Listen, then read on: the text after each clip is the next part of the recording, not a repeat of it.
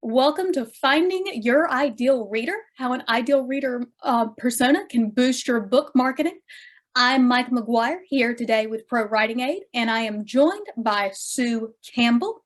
Sue is the founder of Pages and Platforms, and she is an expert book marketer, having worked with Kevin Sands, who is the author of the Blackthorn Key Adventure series, as well as KJ Dell'Antonio, author of How to Be a Happier Parent. She is also a novelist and a writer with 10 years of experience and multiple publication credentials, including Prevention and Good Housekeeping. Sue, it is awesome to have you with us today. I think we can go ahead and dive right in. Oh, thanks so much. I'm so excited to be here, everyone, and it's so fun to see where everyone is from in the chat. I'm actually coming to you from Cannon Beach, Oregon. I live in Portland, Oregon, but I'm at the beach right now. So let's hope we have the Wi-Fi gods with us in the hotel. As Mike mentioned, I work with award-winning and best-selling authors, both traditionally published and independently published, fiction and nonfiction. I use the same strategy for all of these writers, but your details are going to be different according to your genre. But I want to reassure you that what you're going to learn here today is applicable to you, whether you write fiction or nonfiction, whether you're traditionally published or self-published. So today I want to show you how and why to create an ideal reader persona. This is such a powerful tool for your marketing and for your author career. And I'm going to break it down for you. We're going to look at what a reader persona is, why you need one, how to create one, and then how to use it once you have it. So we'll cover those 4 topics. But first, before we get into the reader persona, I do want you to understand where a reader persona fits into your bigger marketing picture. And I could do a whole other webinar on the overarching strategy, but I do want to give you the quick nickel tour so you understand where this fits in a larger context, because I think that is often missing from your online research that you do about marketing your book. You get a tactic here and a tactic there. You don't know if it applies to you, if it's right for your audience, and you don't understand the overarching fundamentals and the underlying book strategy, book marketing strategy. So I want to walk you really quickly through what I call the author platform quick start framework, right? So this is for any author. You can start with nothing, or you can be coming at it from this, you have 3 books out already and you already have a nice platform in one way or another. You can jump in here and grow it bigger from wherever you are. And the first set, I often refer to myself as a book marketing coach and a mindset coach, because the truth is I can hand you a list of everything that you need to do for your book marketing. And if you are not in a headspace where you believe in it and believe you can do it, or you feel really gross about marketing, then you're not going to be able to successfully carry that out. So a lot of this is mindset and making sure that you can market in a way that you are comfortable with and aligns with your values. So the first thing I want you to do is identify what are your actual dreams and goals. Sometimes we're afraid to say these out loud. We're afraid to even admit them to ourselves. So it's really important to get clear before you start your marketing. Where am I trying to get to here? What's the target? So what are my goals and dreams? What do I want this to do for me? And often, it's not about selling a certain number of books or earning a certain amount of money. It's about the whole package. I call it the living happily ever author, right? How do you have that author life that's fulfilling and sustainable? Next, you need to look at what are the harmful stories that you're telling yourself that you think are facts, right? What are the ways that you're sabotaging yourself with the way that you're thinking about book marketing and about what's possible for you that are getting in the way of you reaching those goals that you've set for yourself? And then finally, you want to choose in phase 1 here in adjusting your mindset, you want to choose new thoughts and new stories that are going to serve you better. We have to be coming from a place that is emotionally healthy if we are going to take actions and be inspired to take the actions that are actually going to grow our platform. So that is step 1. And then I often like to say it's also step 2.1 and 3.1 and 4.1, because it's cyclical. We often need to return to our mindset and adjust it in an ongoing way over time. So once you've done some of that initial mindset work and get yourself psyched up to do this and coming from a really positive place, or even a neutral place as opposed to a negative place, we jump into the nuts and bolts of actually assembling your platform, right? It's almost like creating a container that you can, a space where you can host and hold your audience. That's how I like to think of a platform. Think about creating your ideal reader. Who do we want to populate our audience with? Who is going to get a hold of our book and absolutely love it and rave about it and start passing it around to all of their friends? That's step one of building your platform, and that's what we're going to focus on today. Next, you have building a website and an email list, basically an online presence, so that people can find you, learn more about you, stay in touch with you. Now, building your email list, again, this could be a whole separate webinar or course. Building your email list is your number one goal as an author, because you're going to write more than one book. And if your first book is a success and everybody loves it, but nobody's on your email list, you're going to have a hard time breaking through to tell all the people who already loved book one that book two is now available. So I want you to think long-term strategically and start building that email list.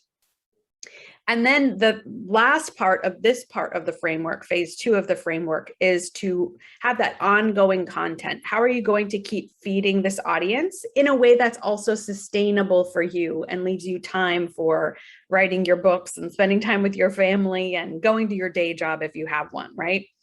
So in phase two, we are working on the logistics of building the platform. In phase three, find readers, we actually want to look at how do we then grow that platform? How do we add people to our audience? How do we reach people? I'm very big on not waiting for people to stumble into your sort of digital spider web, right? I don't want you to invest thousands of hours or thousands of dollars in SEO. I want you to go out there and find your readers. So step one of that is researching and connecting with influencers. Now, an influencer is anyone who has an audience, right, that is aligned with your ideal reader and who could influence people to buy your book or become your fan and join your email list, for example. So researching, connecting with influencers, all of these things in phase three are things that you're going to do again and again and again, rinse and repeat to grow your audience. Then you're going to be pitching these influencers. So you're going to look for a win-win. Let's say you're going to go on a podcast, or you're going to write a guest post, or you're going to go and speak at an event. Whatever it is, there are a lot of different asks that you can make of influencers, but you want to align it so that it is a win-win. It's a customized pitch specifically for that influencer. So it's very easy for them to say yes, because it helps them meet their goals as much as it helps you meet their goals. And then the last piece of the framework is just to invite those readers when you're out in the world in front of that other influencer's audience. You want to invite those readers to join your audience. So you're going to invite them back to your platform. You'll have a reader magnet for them. It's also called a sign-up incentive. There's kind of a yucky term called bribe to subscribe, right? It's that thing that you are giving them in exchange for signing up for your email list. When you're out in the world, you're going to issue a call to action and invite those readers to join your audience. So that's a quick look at that framework. And I think it's just really important for you guys to be able to know where this fits in the bigger picture, right? I don't want to just send you off with one little tiny slice of the puzzle. We are just going to focus for the rest of the webinar on creating that ideal reader persona, because it's going to help you with all of these other phases, with building your platform and with finding readers. If you know who you're looking for, it is like magic, right? So let's look at creating an ideal reader persona. Of course, my slides are skipping around on me. Hold on. Goodness. So you might be tempted to skip this step. I totally understand that, but there are definite consequences to doing that. Hold on, my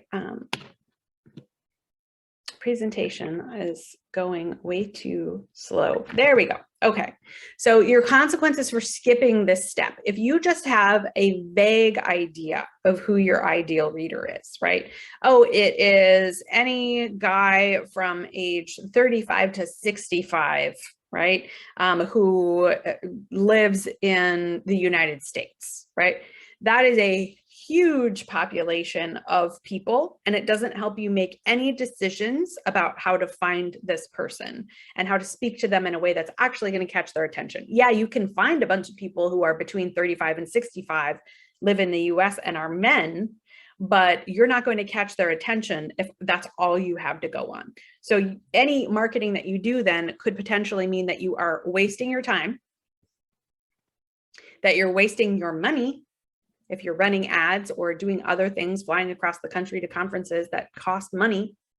You're going to waste your energy, which could be spent doing other things that have a higher return on investment or are more fulfilling for you.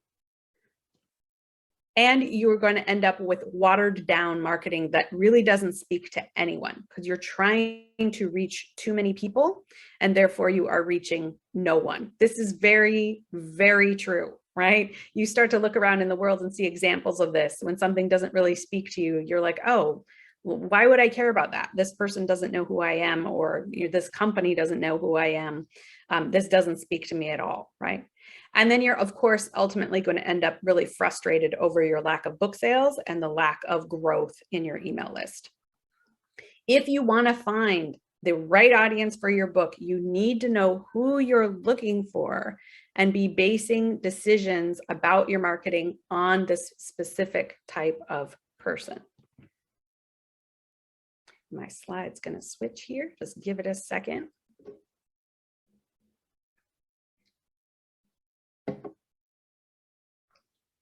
All right, some bad news for you. Your book is not for everyone, right? It may have a broad appeal. I'm not denying that, but it's really important to not think in terms of, oh, anyone would love this book. Everyone needs to love this book. Everyone needs to read this book. The truth is, and this is actually really depressing, about a quarter of the US population anyway, and I know we have people here from everywhere. This was a 2018 study. A quarter of US adults hadn't even read one single book in the past year, right? And then you have 75% of the population who maybe they did read a book, but maybe they only read one, right? Or maybe they read only in a very specific genre. If you go in with the mentality of trying to reach everyone, you're going to miss opportunities to really get traction with a specific kind of reader. So what do you do now? I want you to focus on what Seth Godin calls, he's a great marketer and a amazing guy, really good-hearted guy. And he encourages people to find your minimum viable audience, right? So you've heard about minimum viable product. This is your minimum viable audience. Who is the subset of people who, if all of them read your book, it would be golden, right? You'd be so happy. It would be sustainable for you. Who is that set of people who is the minimum viable audience for your book? So let's look at one quick nonfiction example of that. There's a book which has a huge following at this point, but started out as kind of a cult book. It's called The War of Art by Stephen Pressfield, right? So that book has sold over 500,000 copies at this point. I think we would all be delighted with selling 500,000 copies of our book. The population of the US is 327 million people. The population of the world is 7.5 million people. You don't need everybody. You really, really don't. And part of the strength, how the War of Art really gained ground, was because it started out by appealing to a very narrow subset of people, right? It was like, let's market this to writers. Writers are the ones who need this book. Writers read it and they're like, oh my gosh, they started pressing it on their other creative friends. And then people started pressing it on athletes and entrepreneurs. And this book now is for anyone doing any sort of creative pursuit. It has a very broad appeal.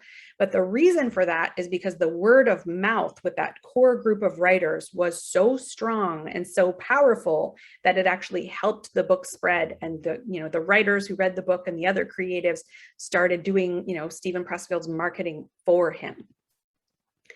So let's look at how do we actually create a reader persona, and we'll keep going, giving you tools to build as we go, and we'll keep going using the War of Art as an example. The first thing you're going to ask yourself is, who's it for, right? Who is my book for? If I have to get really, really specific. So you're going to go into 4 questions for this. One is, what's your genre and your story type? At Pages and Platforms, we talk very specifically about story types, and that's information for the writer. Again, this could be a whole nother webinar. Genre is like your marketing category that you're all familiar with. Your science fiction, your young adult, your romance, right? That's your broad marketing genre. A story type is like the type of story it is, the experience the reader has. Is it an action story? Is it a love story? Is it a horror story, right? There are 7 of them. You need to identify for yourself as a writer, what's my genre, what's my story type, and those are going to help you figure out who your ideal reader is as well. The next step is knowing those 2 things. You can look around and say, what are some comparable titles, right? What does my book feel like?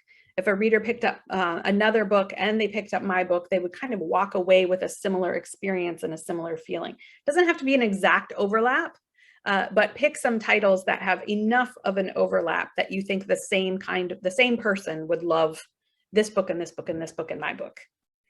And then finally, how is your book different from those books, from those comparable titles? What actually sets it apart and makes it a little bit special and its own different experience? So those are the questions you need to be asking, and let's just look at running through these questions for The War of Art. So The War of Art in genre terms is a nonfiction big idea book, right? Sort of like almost a Malcolm Gladwell kind of book. It's a little bit different stylistically than Malcolm Gladwell, but he's presenting an idea in the book as opposed to a strict how-to book. Comparable titles, we have Bird by Bird, Annie Lamott, another famous writing book. The Elements of Style, right? All writers would love these books. They are for writers who want to improve their craft, or for people who maybe they're not ready to admit they're a writer yet, but they want to be. If you're in that category and sitting in this audience, I want you to just declare it today, right? And then we can look at, how is The War of Art different from those other books? Really, The War of Art focuses on battling resistance, right? With a capital R, that self-sabotage that we all feel when we're trying to take on something big and creative and scary. It didn't focus on improving your writing skills or telling you how to use grammar. It focused squarely on helping you win that creative battle and actually get the words on the page, get your work done. And so you're just to jump in for just a moment here, because we have a really relevant question in that section. Sure. What are the primary story types for nonfiction? For nonfiction, if you're talking about narrative nonfiction, right? Narrative nonfiction has the exact same set of story types as fiction, and there are 7 of them. And I'm not the editing arm of Pages and Platforms, but I'm pretty familiar with them. Let me see if I can remember all 7. You have action, horror, crime. Those are external genres. You have love, which kind of acts as external and internal. And then on the internal side, you have worldview, you have redemption, and you have the other one, which I will probably think of in another minute. So you have 7 of those. Usually in the nonfiction space, if you're telling a story, it's still going to be one of those story types, right? If it's a personal memoir, maybe it is that worldview, that sort of coming of age maturation story. If you're telling an event of something that happened in history, maybe it's a crime story, maybe it's an action story. It's still going to be a story type that is synonymous with fiction. And the wonderful thing about story types is then it helps you tell your story, what's in, what's out, based on the type of reader experience I'm trying to deliver, because readers have experiences that they're expecting from those different story types. Now, of course, marketing genres are a totally different discussion. So when we're talking about nonfiction marketing types, you may have a big idea book, you may have a strict self-help book, you may have a strict how-to book. But if you're telling a narrative story arc, the story types are the same, whether you're talking about fiction or nonfiction. Oh, and validation is the last one. Thank you. So someone has followed Pages and Platforms as well. That's fantastic. Validation was the one I was missing. Okay, let's continue on. So you're going to have to do a fair bit of sleuthing to uncover your reader persona. One of the things you can do is go to those comparable titles and read the reviews of those books. You will get a very keen sense of the people who liked that book and the people who didn't like that book. So read the 5-star reviews and read the 1-star reviews. You can also visit the website of that author. And often you can detect, how are they talking to their ideal reader? How are they presenting themselves? What do their book covers look like? They'll give you a sense of the kind of reader they are trying to reach and the influencers who they're reaching out to, right? So you can go and see, oh, this is where they promoted their book. That's going to be extremely helpful for me when I'm promoting my book, because the same type of reader would like it.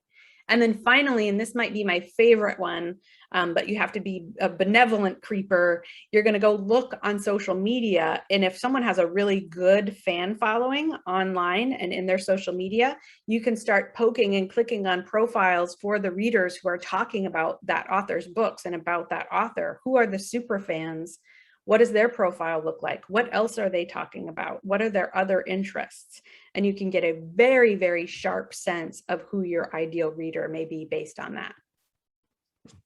There is another approach you can take to actually creating your reader persona. And I recommend you kind of can do a combination of both and use both approaches to give yourself a really holistic picture. So you're going to do all the research that I just talked about, but another approach is you can interview one of your actual readers. So if there was someone who reached out to you, is not an immediate family member, is not your best friend since 3rd grade, right? Someone who you don't know very well, but reached out and said they love your book, you can interview an actual reader. And you could set it up so that you can talk about things like, well, who are the other authors that you read? Where do you go online? What social media channels are you on? What are your favorite books and why? How do you make your buying decisions about what books to read? That will give you such a clear sense of your ideal reader and where you might start doing that research for that 3rd piece of the framework on finding and pitching influencers. Also, what podcasts do you listen to is another great one.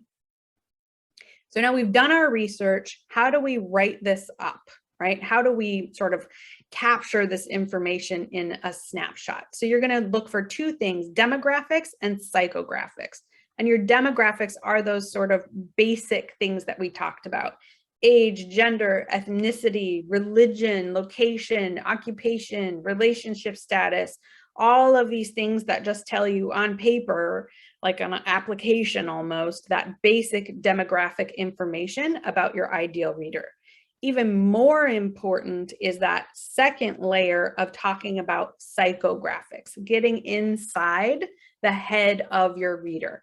What's their biggest problem? What's their favorite way to be entertained? What other books or movies do they absolutely love? What are their goals in life? Where do they get their news? What are their hobbies and habits? And really get inside the head of your ideal reader. And again, it will become clear to you as we talk about this further of why you want to know all of this.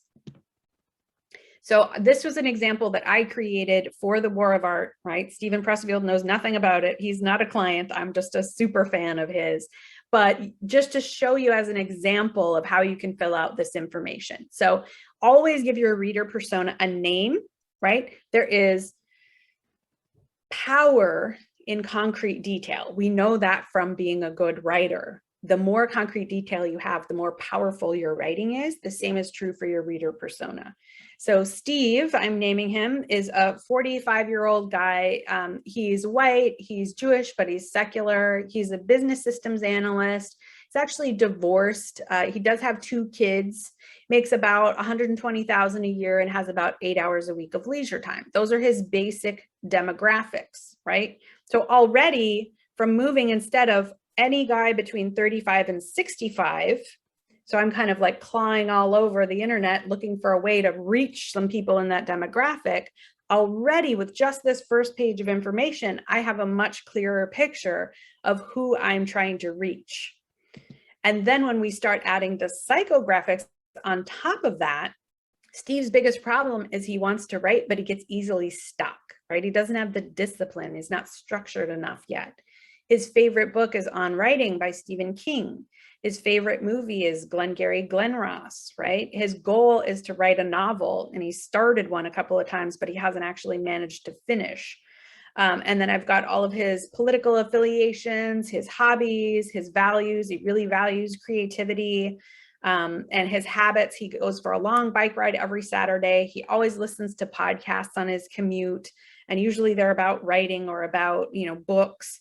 And then on social media, he's on Instagram and Twitter and Reddit, and definitely not Facebook, right? Now I have an even clearer sense of where to look for my ideal reader.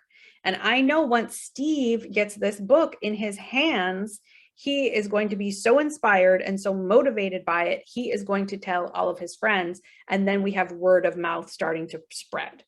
And when word of mouth is properly fueled, you have very little work to do at that point, right? Your goal in your book marketing is to find ways to get word of mouth, get it into the hands of people who won't be able to shut up about it, right? I'm sure we all have books that we're constantly pushing on other people. You want to find the ideal reader who's going to push your book onto other people and start doing some of this for you. And these slides are flipping over so slowly. I want to show you one more approach that you can take, right? I'm going to give you a template. At the end of this, I'll give you a link where you can go and get a spreadsheet template, like a Google Doc that's shared. You can make your own copy and you can fill out all of those fields. Once you have that, you can actually go one step further if you want, because we're writers and we like doing this creatively. You want to go to a narrative approach and really write this up in a narrative form. So this is one of my clients. His name is Rob Ashton, and he's in the process of writing a book about writing. So he wrote up just an awesome ideal reader persona. And I was like, Rob, you have to let me share this, right? It's just spot on. I'm not going to read you the whole thing. You can just sort of scan the slide, but I want to point out the highlights of this, right? So he is giving you a snapshot of Ryan. He's a 40-year-old guy living in West Seattle, lives in an upmarket neighborhood. He works as a project manager. So you're getting a snapshot of this specific person. Then we have just sort of daily life kind of things.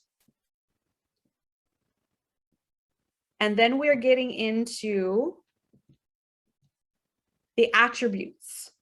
Ryan has a growth mindset. He's a lifelong learner. He's a keen consumer of books. He's into pop psychology. He wants to know what people tick.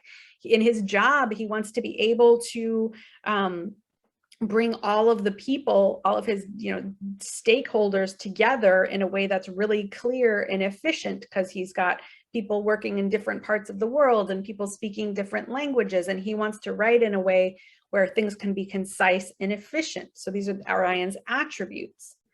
He's willing to invest to get things done rather than weighing pros and cons, right? He's decisive. So it's getting into his buying habits and how he likes to consume his work. Is that he listens to both audio and Kindle and paperback versions, all of the same book. And he's a keen podcast listener, right? So we've got other of his favorite authors, James Clear, Malcolm Gladwell, Steven Pinker, Adam Grant.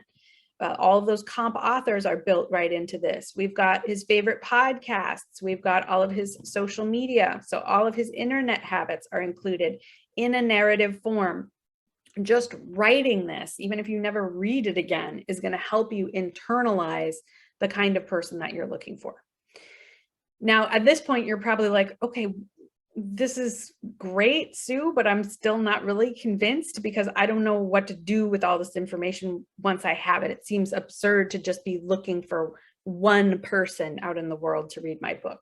But here's what happens now. And I talked to Rob, right? When Rob and I started on a coaching call, we were talking about his ideal reader, and he started out, not bad, not as broad as a lot of writers that I talked to start with, but he still wasn't really dialed in. And we went through this process and we kind of developed Ryan on the call. Then he went away and wrote this and came back. And I was like, well, how are you feeling now? Right? And he's like, oh, This has made such an enormous difference in the way that I am thinking about this and approaching it. Because now Rob can go ahead and design the reader magnet for a Ryan, right? For all of the Ryans in the world and all of the people who are, 70, 80% Ryan, but not 100% Ryan. He can design a reader magnet that is really going to speak to Ryan's pain points. And Ryan's just going to be like, yes, take my email. I definitely need this information and want to start using it right away. He can also, Rob's in the process of building his author website, right? Now he knows what copy to put on his website so that when a Ryan reads it, the light bulb goes off and Ryan's like, yes, this is absolutely 100% for me. Give me this book. I wish it was written already. When Rob starts sending out a regular newsletter, he's going to have a much easier time brainstorming what to talk to Ryan about than what to talk to any man between the age of 35 and 65 about. You see the clarity that this is helping establish here and how it's making Rob make all of these decisions easier. Anytime you write a guest article out in the world for one of those influencers, again, you will know what to write about and how to talk about it. It'll help you make decisions on not just topics, but the tone you're going to use. Is it going to be really conversational and light, or is it going to be studious and serious and academic? Depends on your ideal reader. Also, you can find out where that person hangs out online so that if you have an ideal reader who wouldn't touch Facebook with a 10-foot pole, then you won't waste your time on Facebook or spending money on Facebook ads. You can go directly to where that person is online. Again, social media is a whole nother webinar. Just know, I want you to build your email list, not worry about your social following as much. That's all I have time to tell you about it, but don't worry about your social media following. Work on building your email list. Also, when you're out talking on a podcast or at a speaking gig, you can pretend, this even helps you with the nerves, you can pretend like you're talking to just one person. And the magic of that is it becomes so much more intimate and paradoxically so much more appealing to a much broader group of people because it feels so intimate and relevant. And people will just be like, how are you inside my head, right? It will make it so much more powerful. So let's look at a review of what we just talked about, and then we should have plenty of time for Q&A, so you can start putting your questions in the chat. We focused on one section of what I call the Author Platform Quick Start Framework. And this is the first step that I want you to do. Even if you've already been doing marketing, take a step back. Go back, make yourself an ideal reader persona, and then start evaluating everything else you've done and aligning it with that ideal reader in mind. So we looked at what a reader persona is, why you need one, how you would go about creating one, and how to use one. Also keep in mind that you may be changing this over time and tweaking it as you learn, right? You may not nail it right out of the gate. You may find that you want to switch reader personas because of something you've learned or someplace that your book kind of caught fire and you want to explore that more. That's fine, but I don't want you to be going in blind and not having a reader persona at all. The other thing to keep in mind is you can have more than one reader persona, but you want to, you don't want those two reader personas to be like best friends. They should be people who don't hang out together at all, right? They would never bump into each other in day-to-day life. And I want you to work them one at a time because we have limited time and energy. So if we can saturate the space for Ryan, and then all the Ryans have read it and are busily passing it around on their own, then we can make a profile for Sarah, and then we can have all of our outreach taking place where all of the Sarahs of the world are. So that's how you move from area to area to area, just like the War of Art, where he started with writers, and then it was artists, and then it was athletes, and then it was entrepreneurs, for example. So you can expand your reach of reader personas, but I want you to start with one and really work that one for quite a long time, at least 6 months before you switch to another one. So I do have a free template for you. You can go to pagesandplatforms.com/free-persona-template. That will bring you, once you confirm your email, that will bring you to a Google Doc, and you can just make a copy. There's instructions at the top on how to make your own copy. And then you can start working on your own reader persona.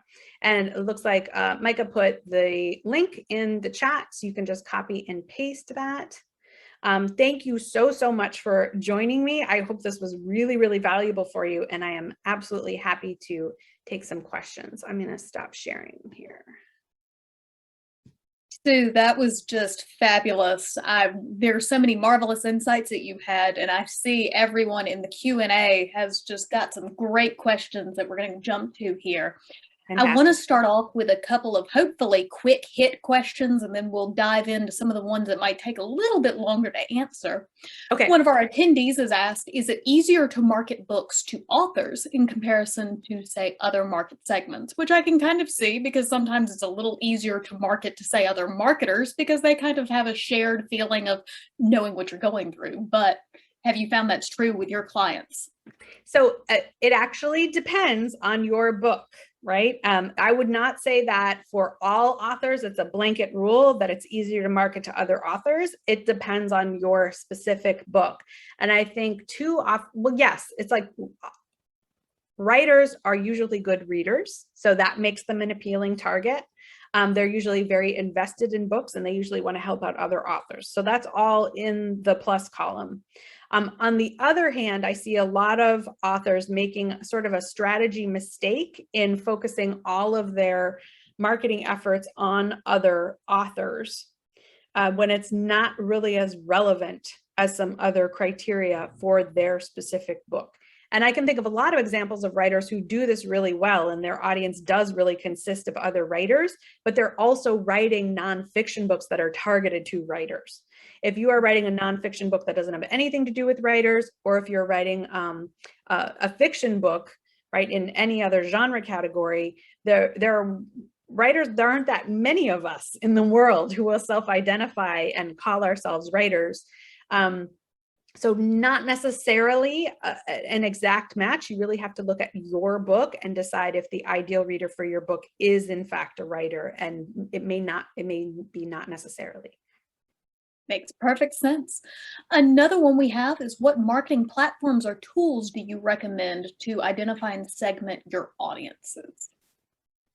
Can you read it one more time? I could go two ways with the question. I want to make sure I understand where it's coming from. I believe it's mostly on tools. What marketing platforms or tools do you recommend to identify and segment your audiences? And this may be kind of two separate questions on the identify and segments. Right, exactly. So on the identify end, you'd want to go through the steps that we talked about, right? So there's not one specific place where you can identify. Some of the things that I like to do are go on Amazon and read all the reviews, go on whatever social media platform the comparable author is on, and look at their fan base. So it's going to depend again on your comparable authors, which tools you're using and sort of which thread you're pulling. Goodreads might also be a good place depending on the genre that you're writing. And another place that you can look is just look in your podcast app, whatever podcast app you use. And if a comparable author has been on a bunch of podcasts, for example, you should be able to put in their name, and all of their appearances on other podcasts would show up. So those are a couple of just tech tools that you can kind of use in your research. On the segmenting your audience side, any good email service provider is going to let you tag and segment your audience. The ones that I like the most, and I think are pretty user-friendly, are MailerLite. Has a great, robust, free program. You do need an email service provider because your number one goal is to grow your email list. And another one that I really like is ConvertKit. But there are many others. Don't feel you have to migrate if you're already on a different one. The most important thing is that you're just growing that list and using all the tools at your disposal and keeping it simple and sustainable for you. Mm-hmm. And there's actually another question that relates very closely to that email question, is that a lot of book marketers focus on email lists, but many young people don't use email very much. I'm assuming if you're trying to market to Gen Z here is where this question is kind of getting at. So how does the value of this channel compare to, say, Instagram or Twitter followers for a more modern readership? So I suppose if you're trying to market, say, YA, something like that, that's going to appeal to a younger audience. So there's actually an underlying assumption here that people in that age group don't use email. And the data doesn't actually support that. And there have been a number of market research companies, and this may change, right? It's a fluid situation with this generation, but so far in the past few years, all of the studies that have done do not support that kids in this, people of that age group don't use email. They're actually heavy email users. They're checking it, almost as much as the rest of us, in some cases more. So really look at that underlying assumption, because it's often actually not the case. It's kind of a story that we're all telling each other, and the data doesn't actually show that so far. Something that I'm keeping an eye on. The other thing to keep in mind about social versus email is if you want to develop a huge Instagram following, that's great. But Instagram won't even let you directly link on a post. It's very hard for your readers to take meaningful action to even go buy your book, right? The type of engagement that you get on those platforms is not the type of engagement that you actually need to sell books. And if let's say Micah has a book and she's launching it next week, right?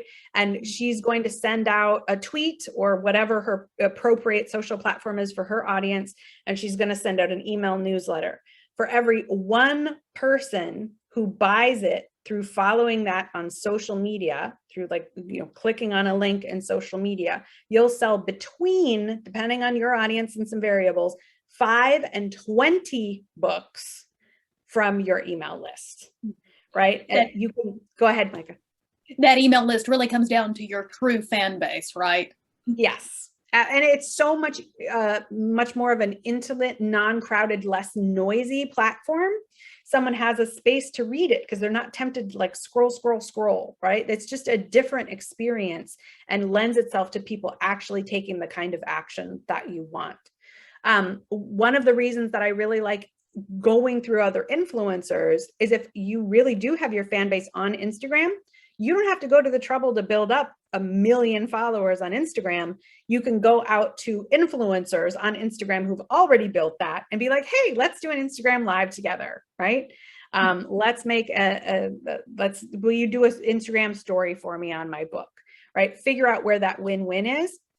And if your reach on social media is growing organically, that's great. But the other problem with social is it can be taken away from you at literally any moment, right? Not just algorithmic changes that mean people can't see anything anymore, but if you accidentally misstep, or I don't know, purposely misstep, you can violate their terms of service and you can lose all of your followers and lose your account.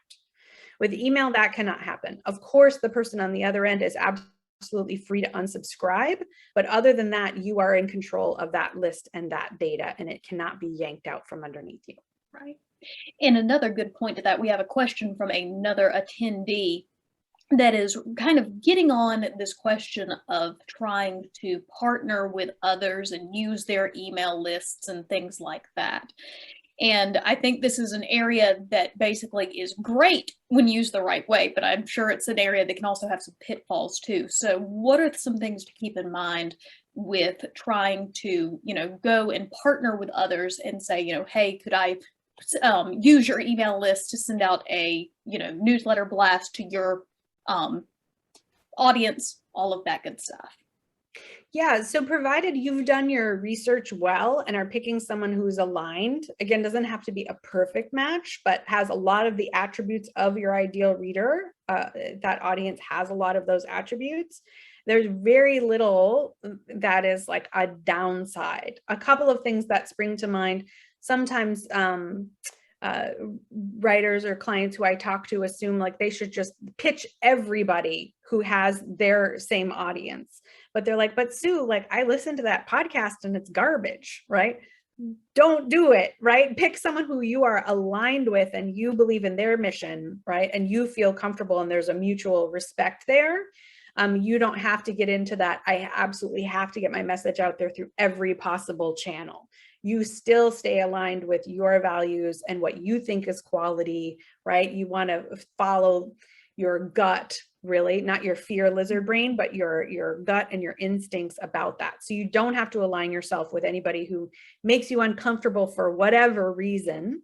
You don't have to align with that person. That's the biggest usually downside I see, is people just get a little carried away and they think, well, this is really, I don't like this person for very concrete reasons, but they have the audience I want, so I'm going to swallow and do it anyway. You don't have to do that. So that's one of the downsides. The other one is just to make sure that you're always being so professional on your follow through. So you're doing a good pitch, it's customized for that audience, you're doing a win-win, and then you're delivering professionally on what you say you will do. And making it just a pleasure to work with you. So people would in a heartbeat recommend you to someone else or have you back anytime. It really comes down to just being an excellent partner in these situations. Yep. So we have a few more. I'm not sure if we'll be able to get to all of them, but I want to hit on some of the most relevant ones. We have one of our attendees that has actually been told their reader persona is too specific by, say, marketing consultants, agents, that sort of thing. Is there such a thing as too specific when it comes to your ideal reader persona? So, I mean, it's within the realm of possibility that you could have one that is too specific. So I think I wrote a blog post once where I was saying, doing your reader persona will actually help you realize if there is a market for your book, right? But if you're like training frogs to do like a certain activity, right? There's probably a very, very small market for people who want a book about training frogs, right? That might be too specific. And there's 5 people in the world who would want that, and it's not worth your time unless it's just your passion and you're going to do it anyway. So it is possible to be too specific, but it's pretty hard. It's really pretty hard to be too specific because it's going to give you so much clarity and help you really hone your research so specifically. And if you are getting that feedback from someone in the marketing realm, you can kind of like still keep that ideal, narrow, tight, specific idea in your head, but maybe broaden it out and explain it a little more fully to them. But I wouldn't really let go of that unless you have a really, really good reason. Try it, right? Explore it, really work it for 3 to 6 months and see, is it actually too specific or not? And we have another one from another attendee that is curious to know, when would you know that you might need a second persona? Is it just a matter of, your original persona has been saturated, you feel like your market is kind of maxed out, or are there other indicators you need to look for? So yes, the first example is a really good one, Micah. It's like, okay, well, I've been on every single podcast where I think this ideal reader should be, or I've done every single event, or, you've run Facebook ads to this specific type of reader for over a year, right? If you really feel like it's saturated, you can move on to another one. The other one is if you've done a good job with it and it's just spreading like hotcakes on its own, because you've picked the ideal reader so well and if you're getting the word of mouth, then you can shift away and respond. And if people invite you on things for that kind of persona, great. But then you can be like, great, this one's going on its own. Now I can shift to my second type of reader persona and try to get some traction with that person. The other thing is just if you, again, we're taking an educated guess when we're first starting out. And if you feel like you could get more traction because you learned something else and you need to make a tweak or an adjustment, then you can change your reader persona and shift your focus as well. And that was actually going to be part of my next question, was going to be, how do you know when to pivot? I know we talk in marketing so much about experimentation and timelines and all that. When it comes to book marketing, how long do you need to be letting these experiments run before you say, hey, I might have had this initial persona not quite right? Right. So that's a really good question. And there's not a blanket answer, but I would kind of ask yourself a series of questions. Number one is, have I really tried Have I really been doing the pitching and the outreach necessary to test this? Right. So 3 months is a bare minimum. And that's only if you've been intensely pitching to the audiences that have this type of reader for 3 months, intensely pitching, and you're not getting any traction at all. Number one, it doesn't mean you have the wrong ideal reader. It could mean you're not good at writing pitches yet, right? There could be a number of things that are going wrong, and you need to troubleshoot from a bunch of different angles before you decide it's your ideal reader that's the problem. And yeah, there's no set timeline, but ask yourself, have I really given this a shot? Because often our brains just try to talk us out of things that are uncomfortable. And there are a few things that are more uncomfortable than outreach, right? Then putting yourself out there for people to say no, or reject you or ignore you. But it's par for the course. It's part of living the author life and being an author, is that you're not going to be for everyone, and that's okay. I actually encourage people, like, set a number of no's that you want to collect, right? I want you to think of, like, have a goal for, yes, the number of places you want to pitch and the number of yeses you want to get, but you also want to collect those no's, because that means that you're out there and in the game. Often I find people flipping from one reader persona to another is resistance and trying to wiggle out of something that's uncomfortable. But again, if you have saturated a space, you've done all the pitching, you've been troubleshooting for all of your areas and your pitches and all of that, then maybe, yeah, you do have the wrong reader or the ideal reader. Another thing to consider is just, it is okay to pivot if something really, there's an opportunity that really catches fire, but it's not completely spread yet. You can turn your energy to sort of a vein, and it's usually not a completely different ideal reader. It's usually just sort of a slight pivot and tweak, and then you can concentrate on where the energy is, and then again let it start spreading on its own, and then you can shift. Makes perfect sense. And then just another question that kind of touches on getting those no's and not necessarily being for everyone. What is your opinion of an author taking a hard stance on issues, say political, social justice, etc., and potentially eliminating the opposite side of the aisle, I suppose we'd say? I am absolutely all for it. On a number of levels. Just from if we're just going to go straight marketing perspective, the more clarity you have about who you are, the easier it is for someone to make a snap decision about whether they're in your camp or not, right? And it's totally okay for people to not be in your camp. Again, the more you hedge and try to appeal to everybody, the more people, you're not catching anybody's attention that way. So if you have a very strong stance on any number of issues, it can be definitely social justice, or it can even be like somebody in your niche is just getting something wrong, is teaching something that you think is the wrong way, right? Being contrasted with something else is extremely effective for marketing.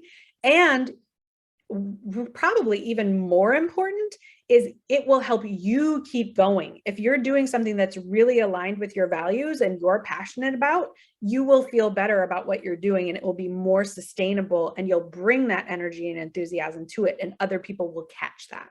Mm-hmm. Okay, I think we have time for just a couple of more quick hit questions. First, what do you think of crowdfunding as a marketing tool for authors? So, and actually, I learned this from Seth Godin again, who's a wonderful, wonderful marketer. He's like, it shouldn't be called a Kickstarter. It should be called Kick Finisher, right? Because crowdfunding is not a solution to building an audience. It's a solution to mobilizing the audience you have to get something funded. So if you want to use crowdfunding because you already have an audience, and let's say you want to start a Patreon so you can start actually making a monthly living on writing short fiction, for example, you already need to bring the audience to it. So it is a tool to help target the energy or channel the energy of your audience. But it's usually, there are always exceptions, but it's usually not actually going to help you grow your audience to begin with, unless you get extremely lucky. Fantastic. And just one more, hitting on more the fiction side of things, what would you say is the best type of reader magnet for fiction? Because I think this was a tricky one. Yeah, so again, depending on your ideal reader, there could be different bests. But in general, for fiction, this is an easier question to answer. Usually I'm almost always saying, depends on your ideal reader. But for fiction, it's great to have something that is shorter fiction and is tied to the main book or series you're trying to sell, right? If you have a sci-fi novel, you don't want your reader magnet to be a poetry collection that you wrote in college, because those two things don't line up. The same ideal reader is not going to like both of them. So if you have a sci-fi series, for example, a prequel is a wonderful reader magnet. A short story that takes place in the same world is a wonderful reader magnet. Generally, any short piece, a novella, a prequel, even character sketches or background, deleted scene kind of things can be wonderful. It just really needs to be delivering the same kind of experience that your main books deliver, so we don't bait and switch people accidentally. And I am all about, being efficient and using something that you already have. And so I know for a lot of writers, they're like, look, it takes me forever just to write my actual books. I don't have time or energy to write a novella or a prequel that I'm going to give away for free. I totally understand that. And you can actually think outside the box then and put together, some sort of compendium or analysis or reviews of works that's similar to your work. Again, keeping that ideal reader in mind. Maybe your ideal reader is absolutely thirsty for a certain kind of fiction and can't get enough of it. So if you present them with a well-positioned list of other things that they would love, even though they're not yours, they're going to love that. And then you get some outreach in it, because you can reach out to those authors and be like, hey, I recommended you in this thing. If you want to share it with your audience, here's how you do it. Yeah, I can definitely see how that would really work well. And there's all sorts of things that I can imagine you would incorporate. You can do things like, I know playlists have gotten to be ones that get shared often, things like that. And I'm sure making use of all of the scenes that didn't make it into the book's final published version, probably very helpful. I think we are out of time, Sue, but really thank you for just a fantastic session. Everyone loved it. We're just hearing from all of our fans in the chat. They were very, very happy. Guys, if you have any questions for Sue that we weren't able to get to, feel free to email them to hello@ProWritingAid.com. Again, that's HELLO@ProWritingAid.com. We'll try to get them passed on to her and see if we can't get you some answers on them. But guys, thank you so much for attending. It was great having you all. And Sue, great having you on too. Thanks. And don't forget to grab the template, everybody. And I'll go ahead and repost that link in the chat one more time. Fantastic. Don't be afraid of marketing. It can be so fun. It can be so great and enrich your creative life. All right, everyone. On that note, thank you all and have a great rest of your day.